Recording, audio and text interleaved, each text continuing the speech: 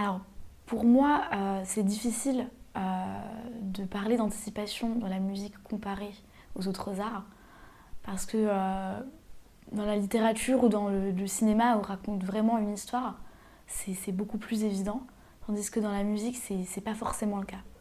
Dans la musique, on a des sons qui peuvent être vraiment bien abstraits, on a moins de descriptions, on n'a pas forcément de paroles, donc l'évidence, elle est moins là. Pour moi, un exemple d'anticipation dans la musique, ce serait Giorgio Moroder ou Kraftwerk dans la musique électronique, qui, dans les années 70, ont créé une musique du futur avec de nouvelles machines et qui étaient en fait finalement les pionniers de la musique électronique. Pour moi, la spécificité, elle est plus caractérisée dans le processus de composition et de production, notamment avec la structure musicale.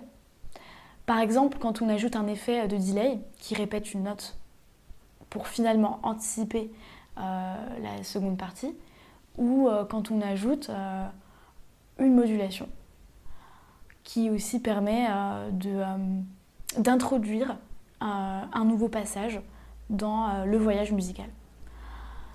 Le deuxième exemple que je pourrais donner, c'est avec les transitions. Pardon. Les transitions sont vraiment des éléments importants parce qu'elles aussi introduisent un moment qui va arriver, un moment spécial. Et les exemples typiques que je peux donner dans la musique électronique, c'est les montées qu'on a dans la house ou la techno, ou alors comment dire, le changement de rythme plus ou moins accéléré. Et voilà.